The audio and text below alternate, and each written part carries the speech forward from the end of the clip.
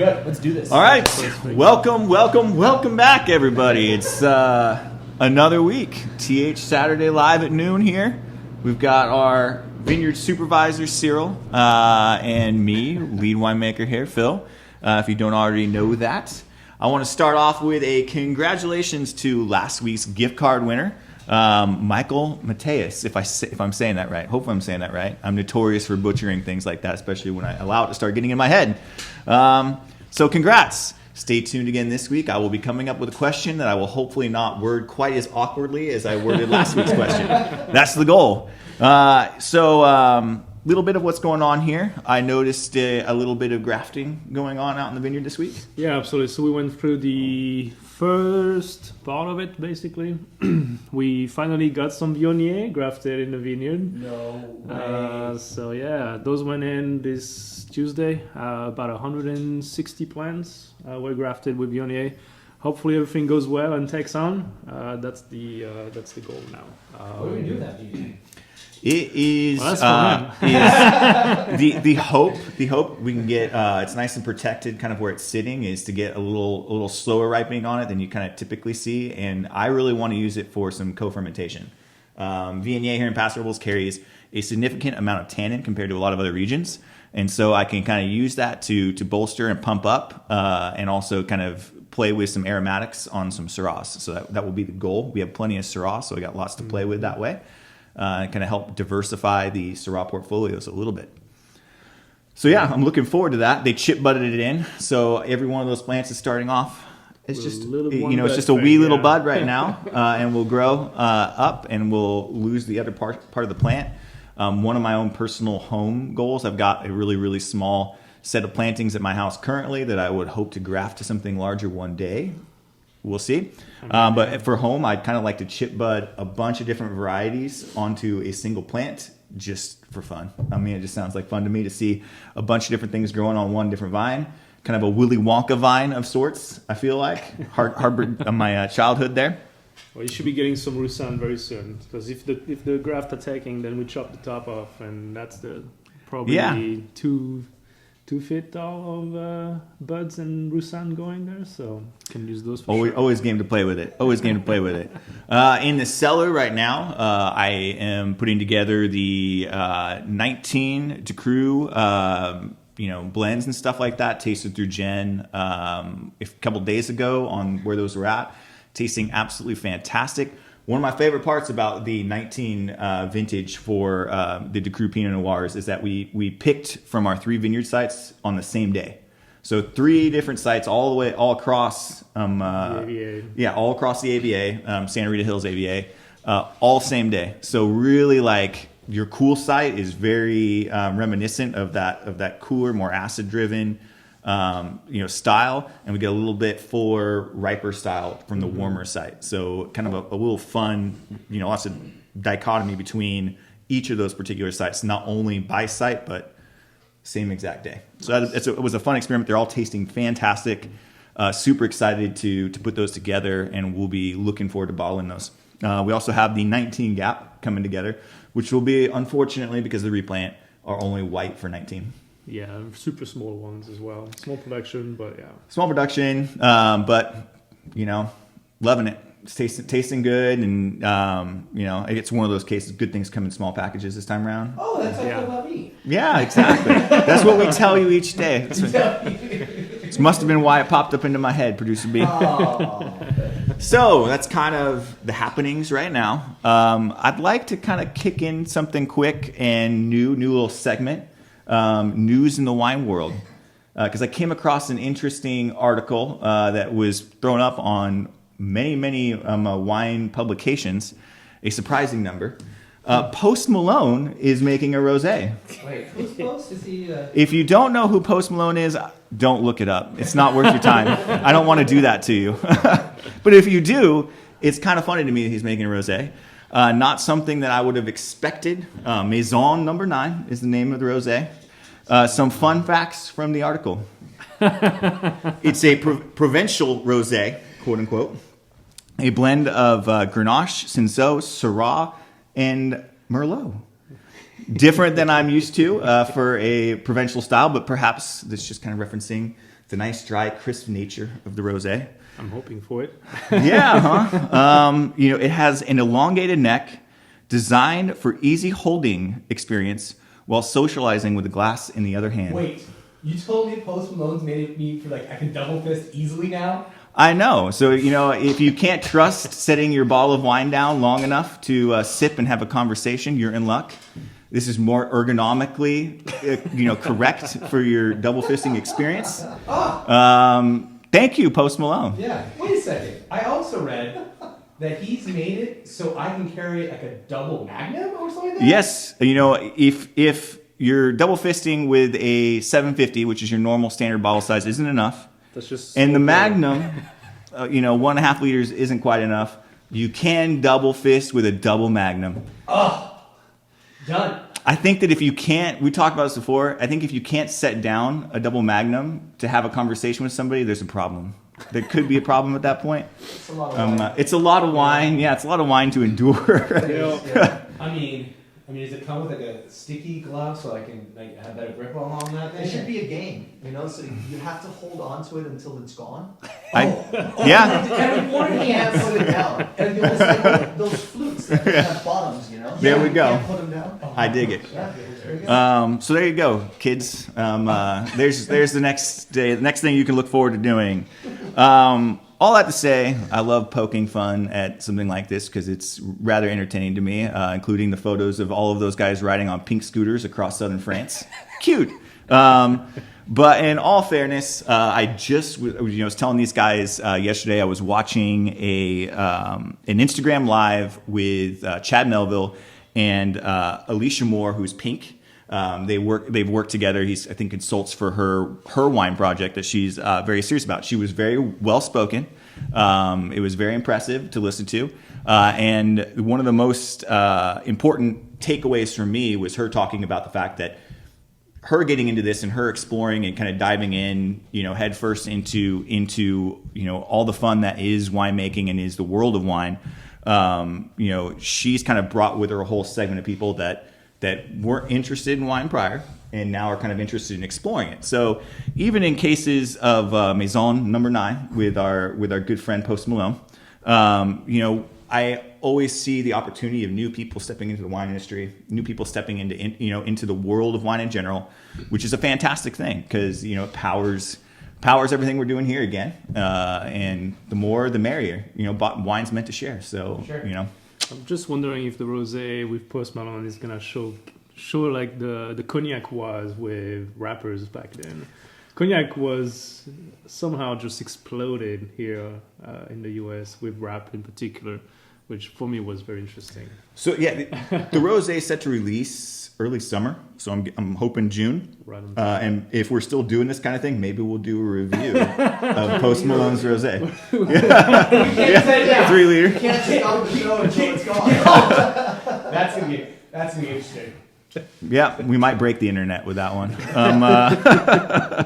So that said, that is news. The news in the world of wine. I like that. Yeah, a little fun. We'll see. So if people out there in the world of wine keep doing interesting things like this, then you might be fortunate with it. If that was like just something that was horrible for you to listen to, let us know.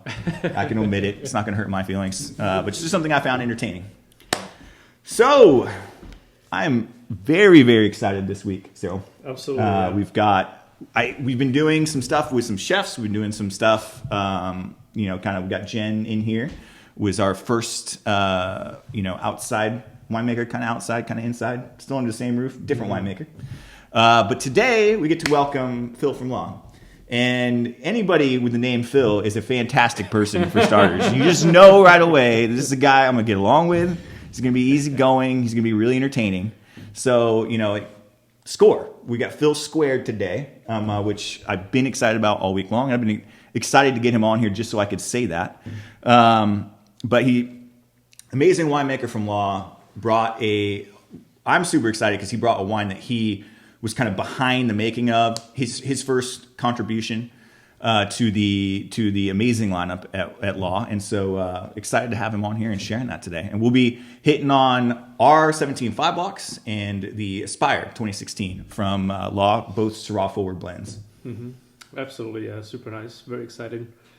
got a chance to do a tasting last year, I think, in January with Lau, which love the lineup, love the wines out there. So it's a pleasure to receive. And yeah, them today. beautiful facility. Another wonderful neighbor in the wine community out here. Someone we're happy to have. You have any Syrah notes you want to kick us off with before we have Phil on here? I don't know. I mean, the 5 blocks is something that for us has developed a lot, changed a lot actually in the past few years. So we already tackled some of the reserves and some of the characteristics of that. But I think going back to a more forward Syrah on that 5 blocks is very exciting. Love it. Love the Syrah out here in particular. I think in Paso showcases a lot of fruit with that warm temp there. So very, very nice. I like it a lot. But yeah. I'm gonna leave my spot to Phil there. Let you guys go through the wines and chat a little bit, and then. And don't forget, there is a gift card giveaway, so you gotta stay tuned. There will be for sure. Thank you, Producer B, for keeping us on target. So welcome, Phil. Thank you. It's a pleasure to be here. So I want to start off by saying congratulations to Phil, new dad. Yes. I'm not that far removed, so Well, 16 months for you, right? Yeah, right there. So my first question I think with regards to that was I had this instant when I'm getting in the car with new kiddo and wife and driving very slowly down the road. Going, did someone really let me leave with this kid? Yeah. Like I'm in charge now? Yeah. Same kind of feeling? Oh, definitely. Especially because our boy Marley came 4.5 weeks early. So he certainly surprised us a little bit. And he was 6 pounds, 2 ounces, which is actually pretty good size for pre-meat. But still, it's this tiny little package and you're strapping them into the seat. And with premature babies, they now make you do a car seat test. So they strap him in there and make sure his head doesn't drop and he doesn't, that he gets enough air and all that kind of stuff. And then, they just strap him in there and they say, okay, go. And you're kind of going, all right, we're ready for this, I guess. Yeah, exactly. It's kind of an amazing experience. Absolutely positively love it.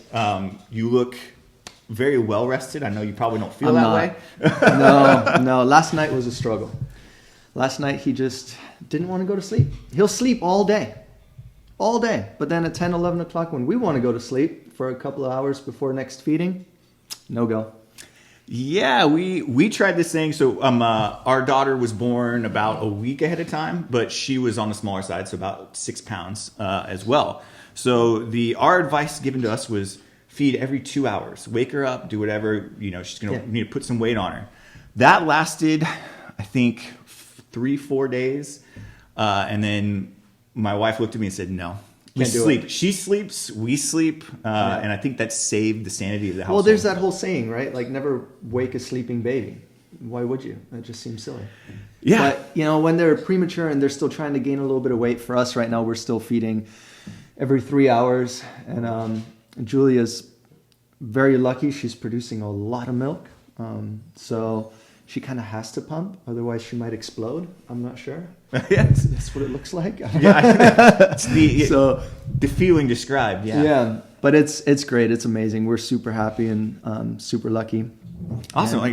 Very excited for you guys. It's a wonderful thing and only continues to get more and more wonderful. Yeah. I absolutely positively love playtime.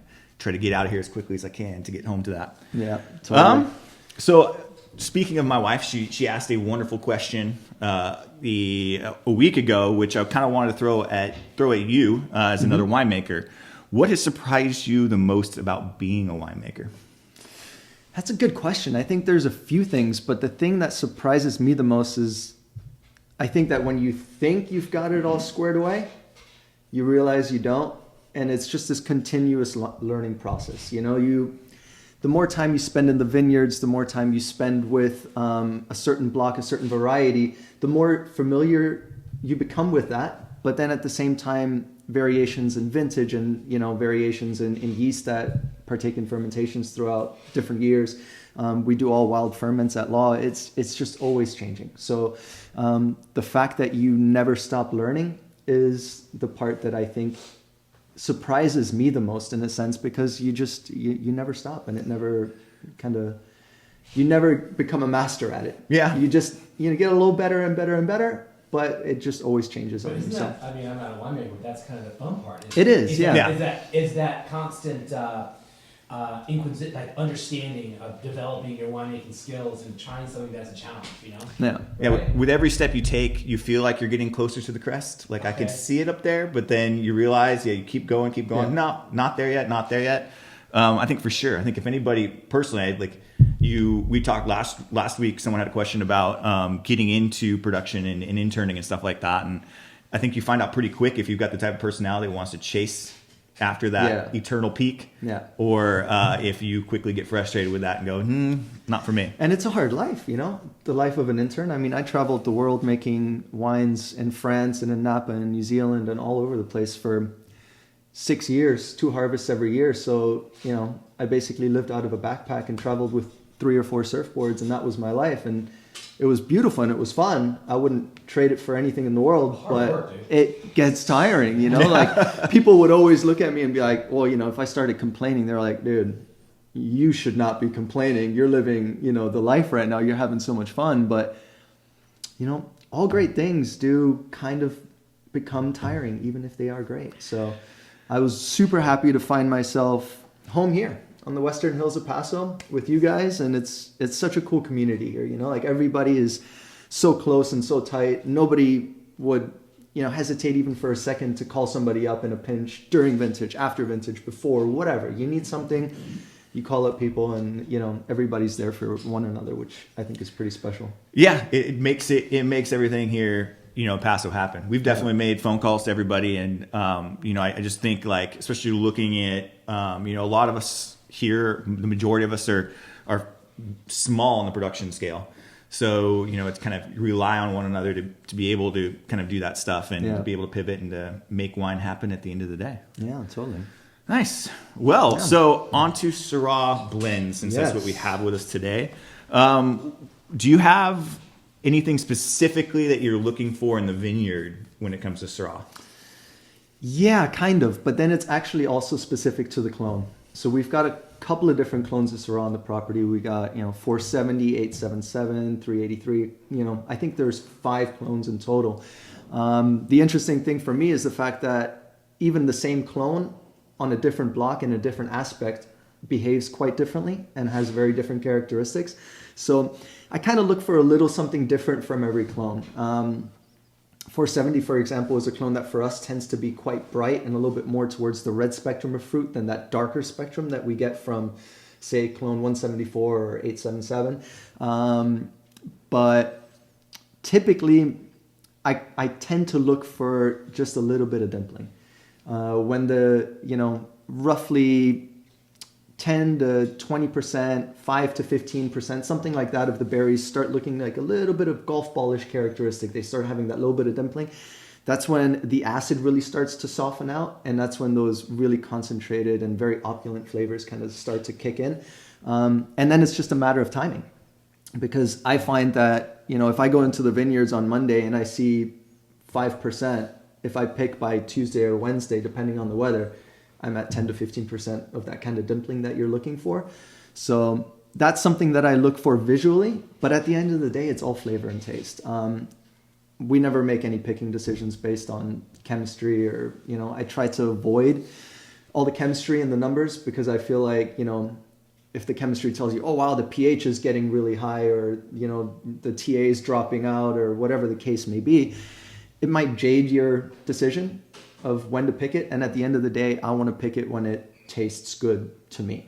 And that's really it. So. Absolutely. Completely agree. I don't know about you guys this last year, but for us, it's like I'll send some people out, or I'll go ahead and take samples, and we'll run the basic numbers on it. We will do the bricks, pH, TA, on it. And if I were to look at those without looking at the fruit or walking through the vineyard this last year, we had sugar accumulation early. We had some acid movement happening earlier than normal. I would have said, oh, wow, based on the numbers, this was like it could be ready to go. And you're right. You get in that mindset of maybe we should be looking at picking it. But in walking the vineyard, seeing the tasting fruit, it. actually tasting the fruit, pulling the fruit from the rachis, you see like, there's everything points to the fact that this is just not mature yet. And so it's still pulpy, or all that meat is still hanging on to the seeds and stuff like that. And you just have to go out there and check it out and taste it, really. Yep. Love it. Absolutely love it. And last year was incredible, no? I mean, 2019 was such a phenomenal year for us. And most people around the area, I mean, everybody that I've spoken to, all the winemakers, just say it was absolutely incredible.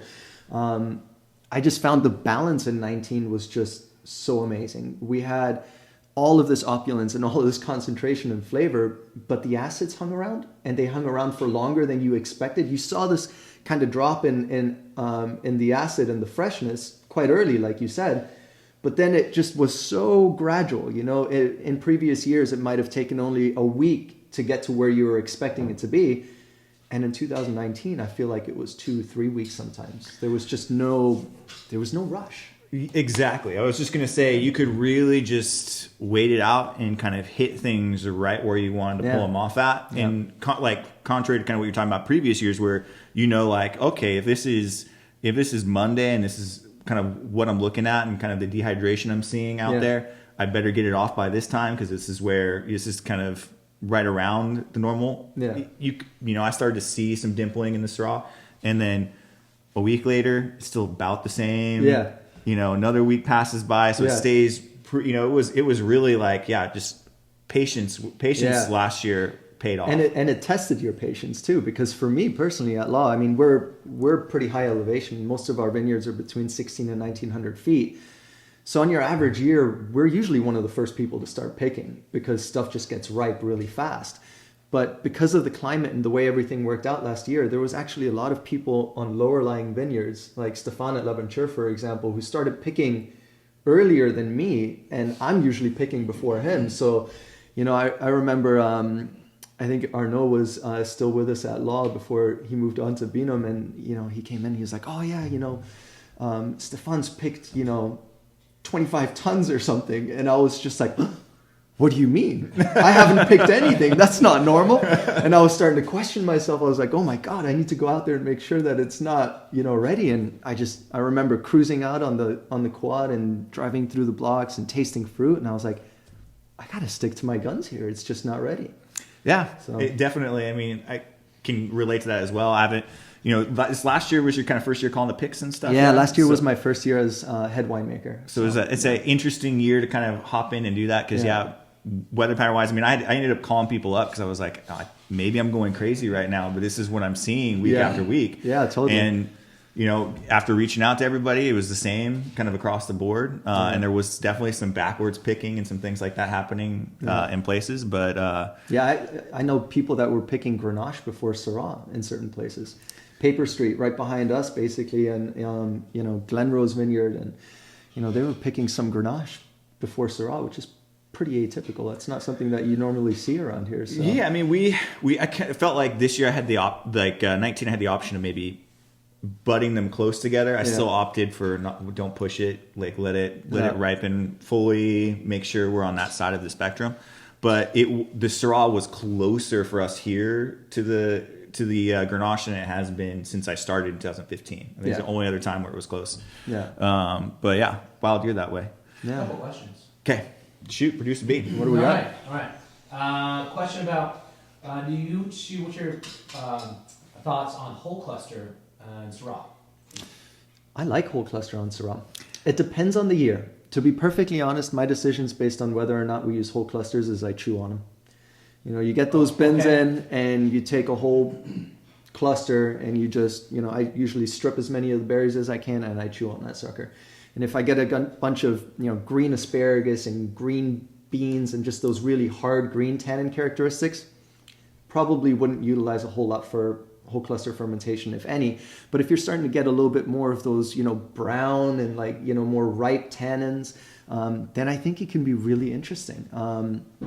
We usually do quite a few ferments with percentages of whole cluster, sometimes as high as 100%. On average, I would say, anywhere from 15 to 35, maybe 40% whole cluster. But then we also have a lot of ferments that I do 100% destemmed. So it really depends on what the fruit's tasting like. I know for me, I think I was working front of the house at dinner when I had gone back through the Wine and Bit program. And so I would talk with Anthony about stuff like that. And Anthony's personal protocol was always to like a berry to stem ratio for variety. So he wasn't always big on doing whole cluster with the Syrah.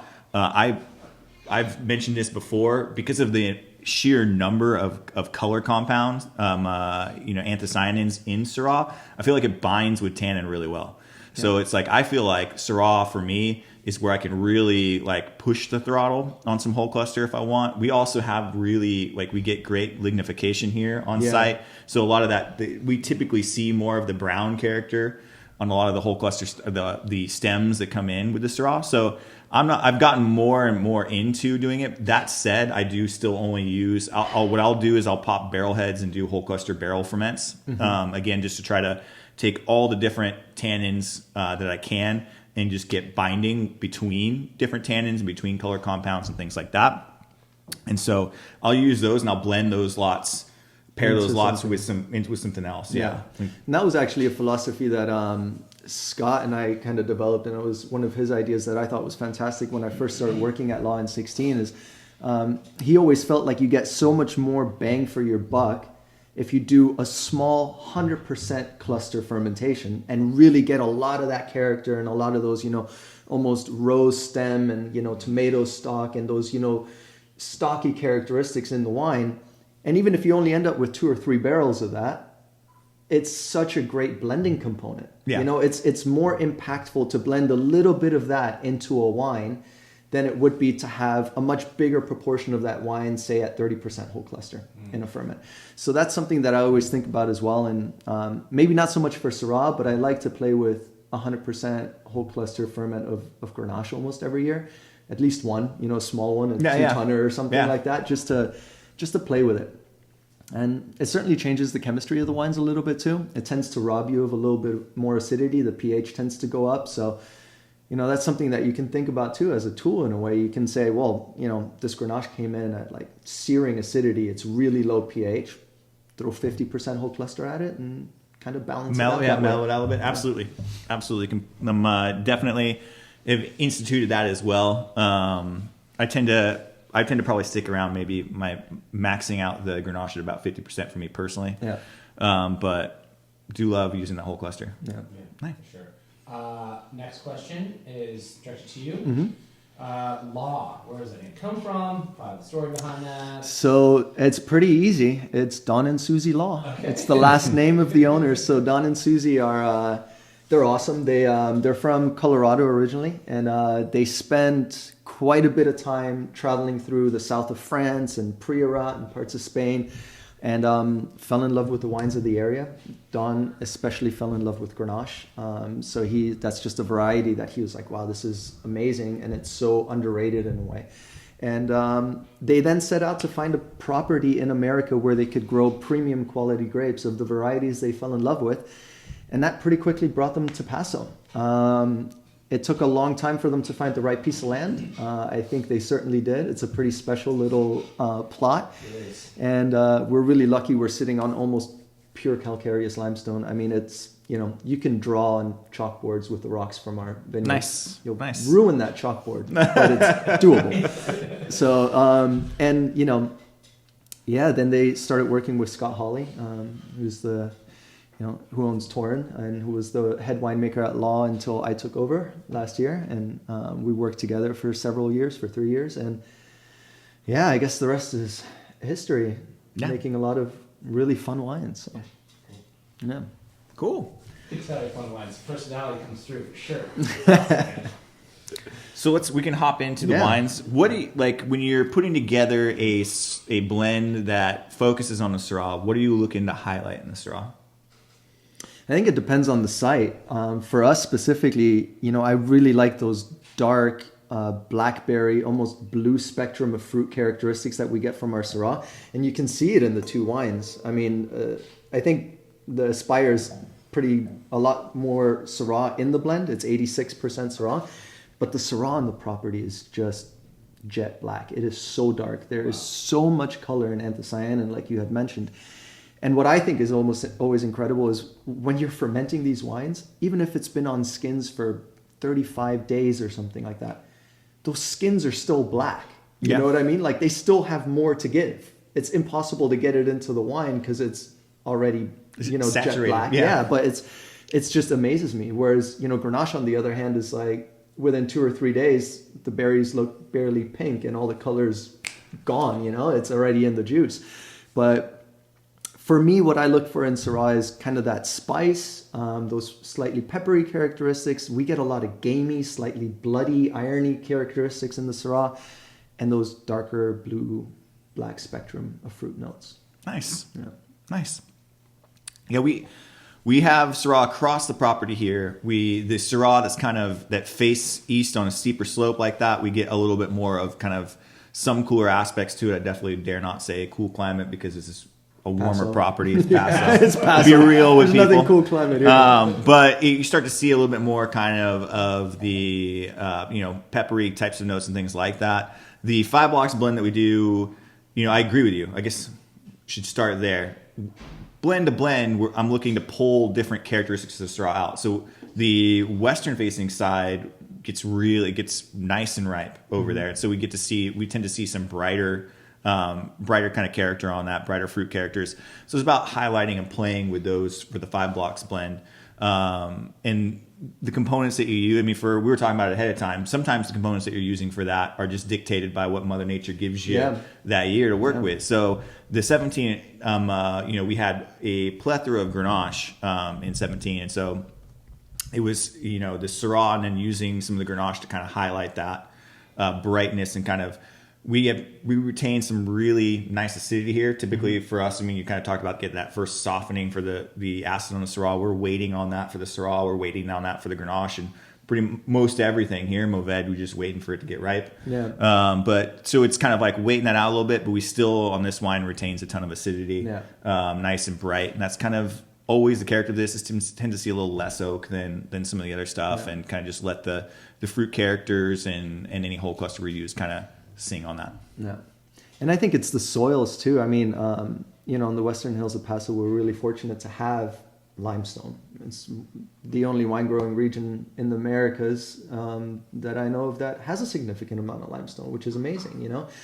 It's kind of the holy grail as far as soil goes. And it really helps to retain that tension and freshness in a wine. You know, for the growing degree days and the sunshine and the exposure that we have, it just absolutely amazed here when I first got here, the pH and the amount of acid that was still in this juice and in these wines at, you know, sugar levels that you just wouldn't expect to see. I mean, you know, working in New Zealand and working in Napa and working in France, you know, if you get above 25 bricks and your pH is still below 3.5, people would just say, well, your pH meter's broken or something's going on. That's just not possible. You know? Yeah. But here it is, which is what makes, I think, the wines from Western Paso so special, because you have this ripeness and opulence and concentration, and you never really have to sacrifice that freshness and tension. It's both there, and it creates a balance that makes these wines really Moorish. Yeah, I couldn't have said it better myself. I talked to people making wines, you know, still this day. I keep connected with guys I had class with, gals I had class with.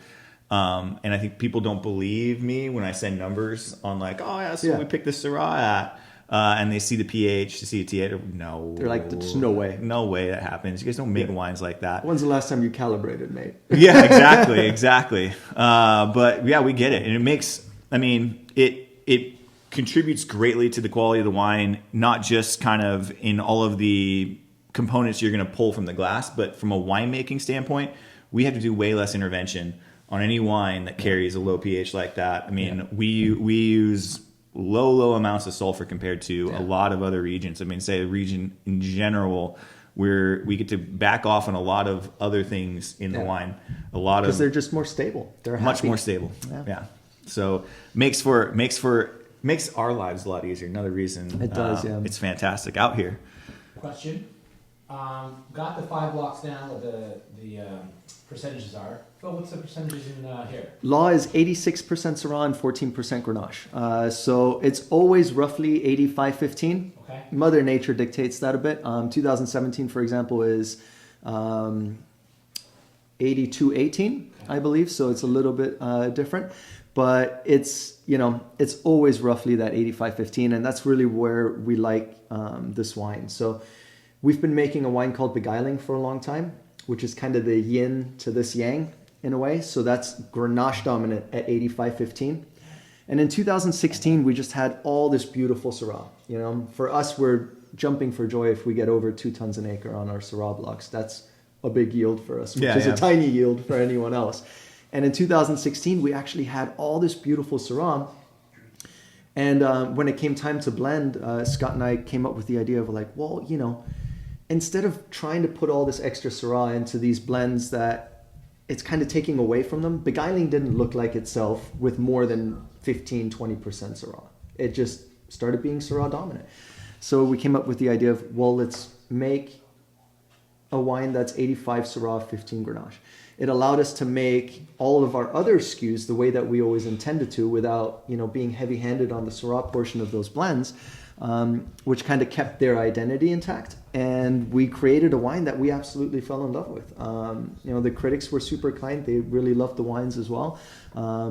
Everybody that tastes the wine up at the winery loves it. So it's been a really cool kind of addition to our lineup, and it's certainly not going anywhere. Yeah, it's a fantastic wine. Thank you. Really say nice full mouthfeel. You definitely get those kind of darker fruit tones that you're kind of were mentioning before, and then some nice spice in there. Nice spice accented by.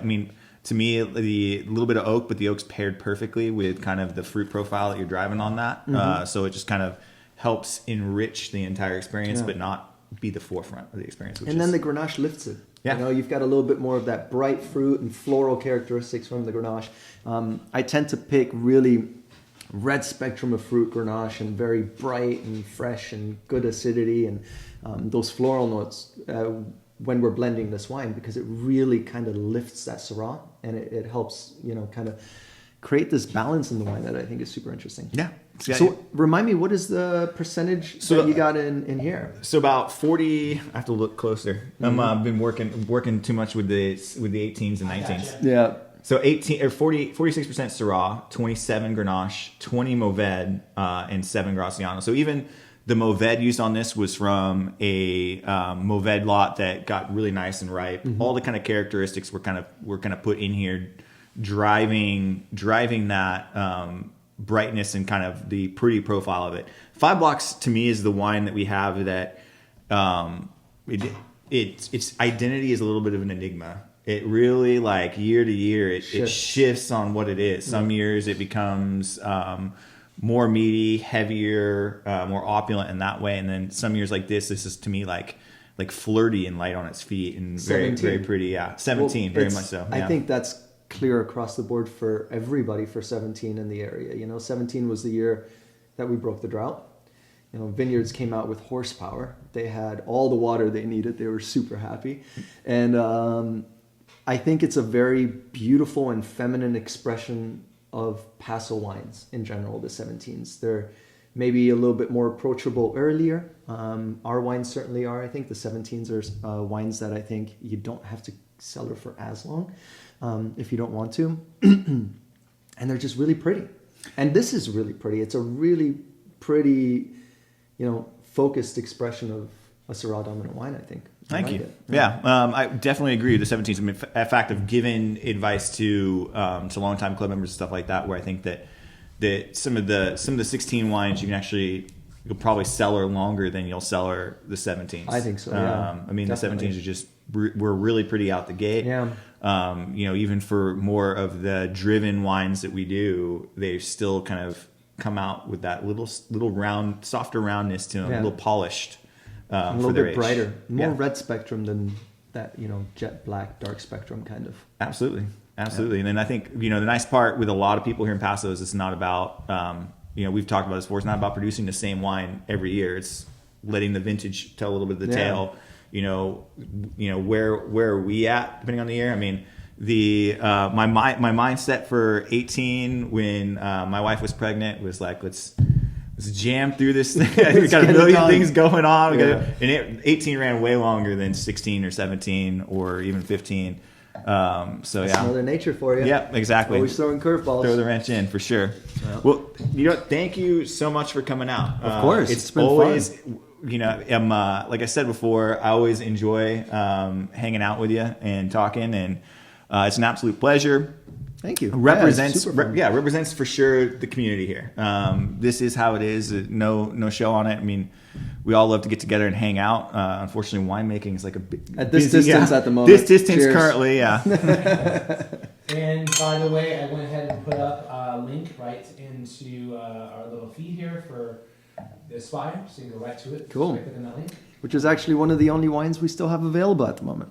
Before our release of the 17s in August. So I think we've got a handful of cases of Aspire, a little bit of first tracks left over, and our white and rosé. Did you hear that? Handful of cases. It's literally a handful of cases. Okay. I'm thinking we're under 10 at this stage. Go now. Go now. Yeah. Perfect. Yeah, absolutely. I highly recommend it. It is a really, really nice wine. I think a really nice representation of 2016. Really, that's like 2016 can kind of be a aggressive year in some ends of the spectrum. This ended up wonderfully balanced and a really nice expression Thank you. of both those varieties for sure. I'll let you get back to the kiddo and the wife. All right. Sounds Hopefully good. that's where you're going. Oh, Hopefully yeah. no more work for the day. No, I'm all done. Perfect. Perfect. Thank you so much for having Yeah, me, guys. absolutely. It's been a pleasure. So, Thank you, Phil. see you guys. I'm taking this with me. Perfect. This one.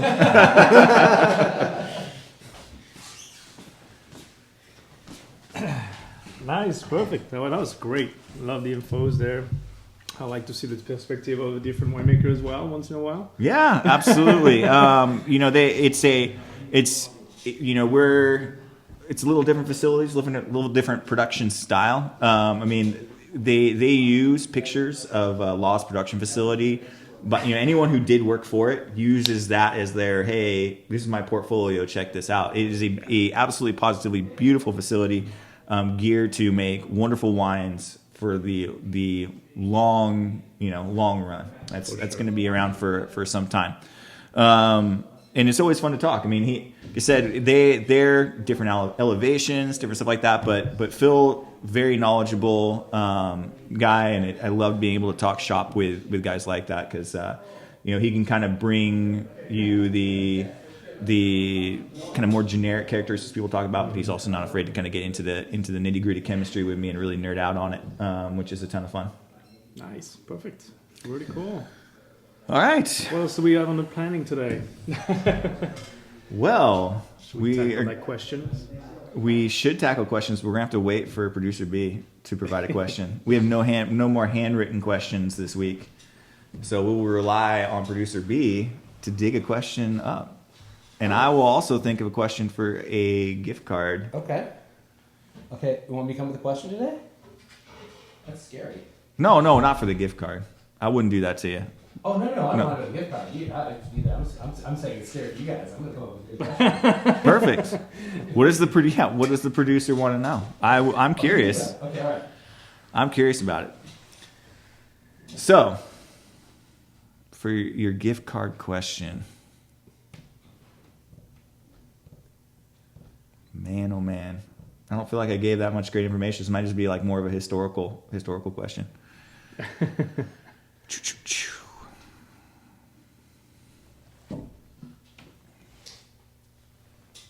card question. I know, I'm really racking my brain for it.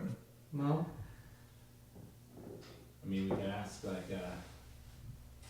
many questions we can ask here. So we could ask what is the maybe the closest combination of on the five.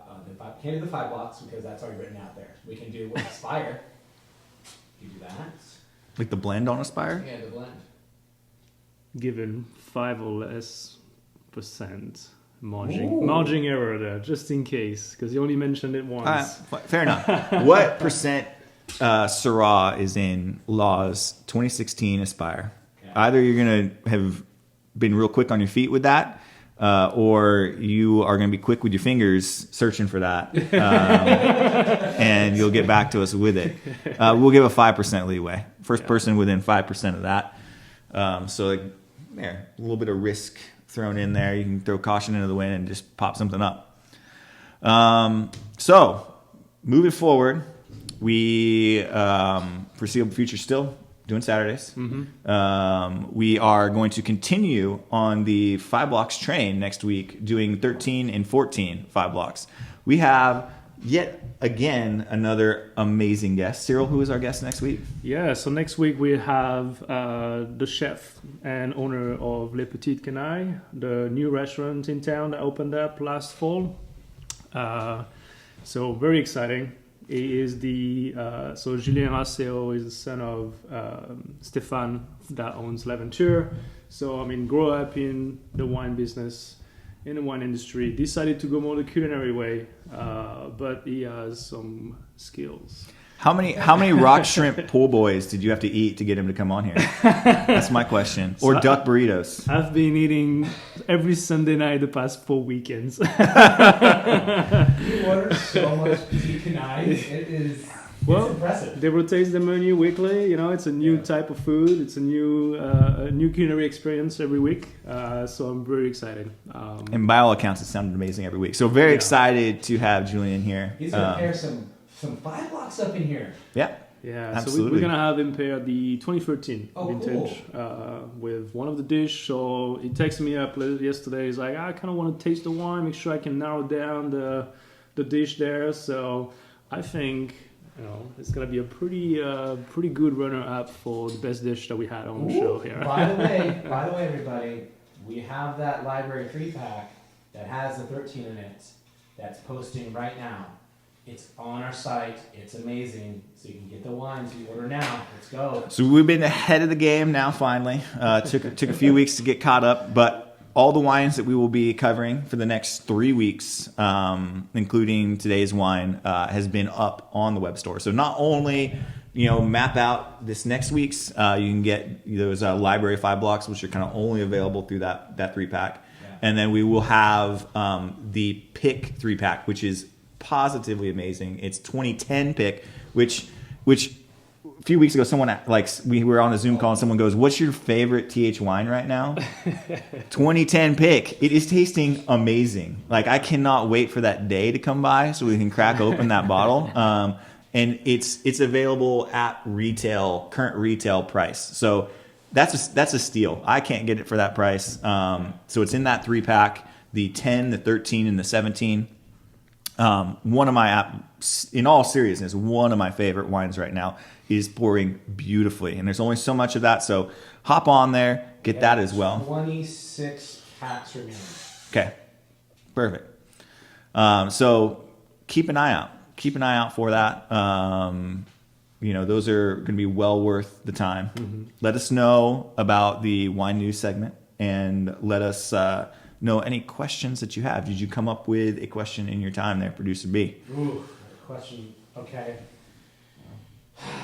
Well, I really want, so based upon our conversations, Phil, it was really interesting to me how much he was super involved with kind of the organicness of the wine production. And so my question for you is, how much are you really enabling Mother Nature to show through your wine, and how much are you trying to bring Mother Nature into your vein, So I think kind of what we allude to. I mean, Cyril's job right now is, we say vineyard supervisor, but Cyril's the other term that I've heard thrown around that they do enjoy. It's a little kitschy, but I do enjoy it. Is wine grower, because he's going to work. Cyril right now, along with Terry and myself, we're all out there. We're walking through. We're taking a look at what's going on, and we will try to position the vines to produce the best fruit they can each year.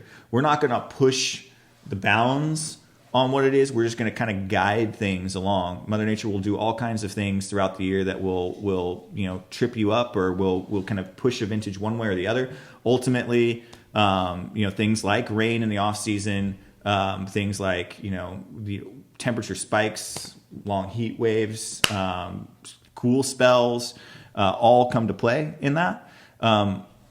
My job as a winemaker is to help tell the tale of the year, of the vintage, and do it in in an honest way, and also do it in a way that I want to present it beautifully. Whatever it is that's kind of showing up that year. And I think that like Phil and I were talking about, I think you have things you tend to want to highlight from different areas. But one of those things that I've learned as you go on is that you abandon what you feel like you should see and just take what you're getting. Wine's about being, I heard this too the other day, I really loved it. Wine's about being present. It's about being present and paying attention to what's in your glass. It's about, what am I smelling in the glass? What are the notes that are happening? What is the impact and the mouthfeel on it? What is the acidity doing? What's the tannin doing in my saliva? Winemaking's being in the vineyard and going, hey, what's the health of the canopy? How much fruit are we carrying here? What does the fruit look like? Is this getting, what kind of sunlight is the fruit getting? It's always about being present and recognizing what's happening at any moment in time. And, to do that, we practice year round with stuff and we blend things and, you're always honing your skills that way. And then harvest comes and it's about kind of almost shutting the brain down and just experiencing and being present in everything that's happening during harvest and paying attention to all the details and the intricate things that are happening everywhere. And in order to do that all and to do it successfully, you have to be able to kind of shut other things down and just be present. So I guess, yeah. Yeah, great answer. I love that. Presence in wine. That's I think we can all use more of that, right?